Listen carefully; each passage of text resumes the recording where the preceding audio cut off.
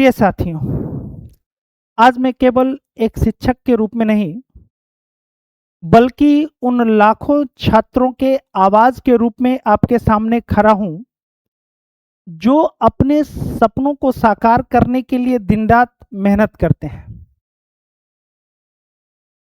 और BPSC TRE में mains का फैसला उन छात्रों के सपनों पर किया गया अचानक वार है। साथियों, बीपीएससी टीआरई का उद्देश्य योग्य शिक्षकों का चयन करना है और इसमें कोई दो राय नहीं कि गुणवत्ता से समझौता नहीं होना चाहिए। लेकिन सवाल यह है कि मेंस एग्जाम को अचानक लागू करना क्या इस दिशा में सही कदम है? ये एक सवाल है और इसी सवाल को लेकर लाखों छात्र आज उतावले हैं, आक्रोशित हैं और संघर्ष करने को तैयार हैं। छात्रों की सबसे बड़ी आपत्ति यही है कि नियमों में अचानक बदलाव किया जा रहा है। छात्रों की आपत्ति यह नहीं है कि वो मुख्य परीक्षा देना नहीं चाहते हैं। उनका जो मुख्य आपत्ति है वो यही है कि वो अचानक लिए गए इस निर्णय से आक्रोशित हैं। साथियों, जब छात्र किसी परीक्षा की तैयारी करता है तो उसके पैटर्न के अनुसार तैयारी करता है। एक शिक्षक के रूप में हम ये आपको बता सकते हैं, वो एक पैटर्न के अनुरूप तैयारी करता है और जब उस पैटर्न में अचानक कोई बदलाव कर दिया जाता है तो यह बदलाव उन छात्रों के साथ न्याय नहीं माना जाएगा। एक उदाहरण लीजिए कि बीपीएससी टीआरई में मेंस का फैसला लिया जाना कुछ इस प्रकार से है कि कोई व्यक्ति 100 मीटर की दौड़ का रेस की तैयारी कर रहा है और अचानक से उसको यह कह दिया जाता है कि आपको मैराथन में दौड़ना है। यह बिल्कुल सटीक उदाहरण है। एक शिक्षक होने के नाते मैं यह समझता हूं कि जो परीक्षा का स्तर है वो बिल्कुल ऊंचा होना चाहिए।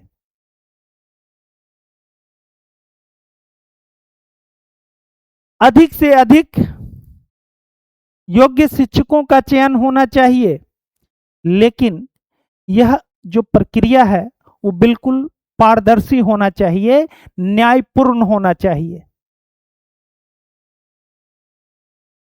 एक शिक्षक के रूप में मुझे यह एहसास है कि जो बच्चे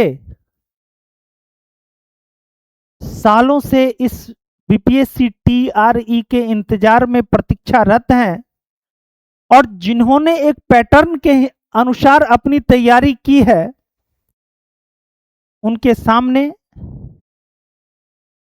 बीपीएससी के द्वारा लिया जाने वाला यह निर्णय उनके साथ न्याय नहीं माना जा सकता है।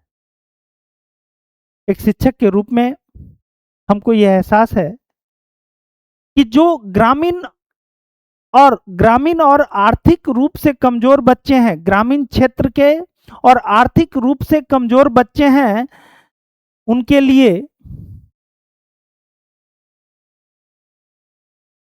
जो समय, संसाधन और परीक्षा के पैटर्न के हिसाब से तैयारी करते रहे हैं, उनके लिए यह निर्णय न्यायपूर्ण नहीं माना जाएगा।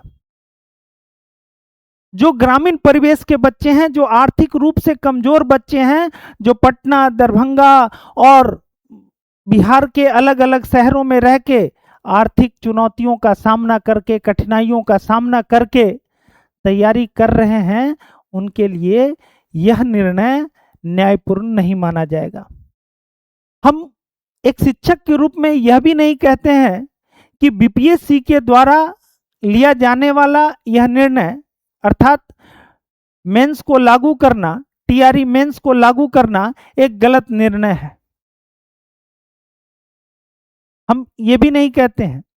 लेकिन यदि आपको बीपीएससी टीआरई में मेंस को लागू करना है तो इसकी स्पष्ट घोषणा होनी चाहिए और इसके लिए छात्रों को पर्याप्त समय दिया जाना चाहिए। ये एक जो ध्यान देने योग्य है। और दूसरा कि ये जो बदलाव है इस बदलाव को चरणबद्ध तरीके से लागू किया जाना चाहिए, क्योंकि अचानक से लिया गया परीक्षा की प्रक्रिया में अचानक से किया गया कोई बदलाव छात्रों पर मानसिक और शैक्षणिक दबाव को बढ़ाता है। बिल्कुल ये सराहनीय कदम है। आप बीपीएससी टीआरई में मेंस को लागू करिए, लेकिन चरणबद्ध तरीके से लागू करिए।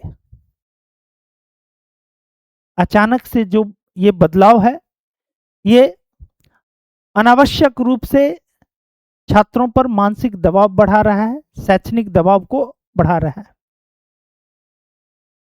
और यही वजह है कि बिहार के छात्र आंदोलनरत हैं और हम उन छात्रों के साथ, उन लाखों छात्रों के साथ खड़े हैं। लेकिन मेरी छात्रों से भी एक अपील है कि आपका विरोध बिल्कुल शांतिपूर्ण होना चाहिए और लोकतांत्रिक भी। आपके आवाज में तर्क और तथ्य होना चाहिए, तभी आपकी बातों को सुना जाएगा। आंदोलन किसी भी प्रकार से हिंसक न हो, जिससे कि छात्रों को ही नुकसान पहुंचे। और प्रशासन से भी एक निवेदन है कि छात्र देश के भविष्य हैं और उनकी मेहनत और उनकी भावनाओं को समझना हम सबकी जिम्मेदारी है। तो अनावश्यक रूप से इस आंदोलन को दबाने के लिए, जो कि एक लोकतांत्रिक तरीके से चलाए जाने की उम्मीद की जा रही है, उस पर किसी तरह का बर्बरतापूर्ण कार्रवाई नहीं होनी चाहिए। ये प्रशासन से एक मांग है। और अंत में केवल यही कहना है कि शिक्षा का उद्देश्य केवल परीक्षा पास करना नहीं है, बल्कि न्याय, समान अवसर और जो सिस्टम है उस पर विश्वास कायम करना भी है। तो अगर छात्र इस व्यवस्था में अपना भरोसा खो देते हैं तो ये हम सबकी हार होगी। तो फिर अंत में यही कहेंगे प्यारे साथियों कि आप आंदोलन करिए, लेकिन आंदोलन बिल्कुल शांतिपूर्ण तरीके से हो, लोकतांत्रिक तरीके से हो और किसी भी प्रकार से इस आंदोलन को एकदम हिंसक नहीं होने देना है, ताकि सरकार को और प्रशासन को ऐसा मौका न मिले कि इस आंदोलन को दमित करने का प्रयास किया जाए। और इसकी प्रेरणा आप इतिहास से ले सकते हैं। गांधी के उस तमाम अहिंसक आंदोलनों का परिणाम आप देख सकते हैं कि उस समय के इतने मजबूत सरकार को, निरंकुश सरकार पर इतना दबाव डालने में सक्षम थी कि सरकार को गांधी जी के साथ सम्मानपूर्वक और समानता पूर्वक बातचीत करने के लिए बाध्य होना पड़ता था। तो आज के लिए इतना ही। आपके आंदोलन में हम अपना समर्थन देते हैं। आंदोलन लोकतांत्रिक हो, अहिंसक हो, बस इतना ही। धन्यवाद।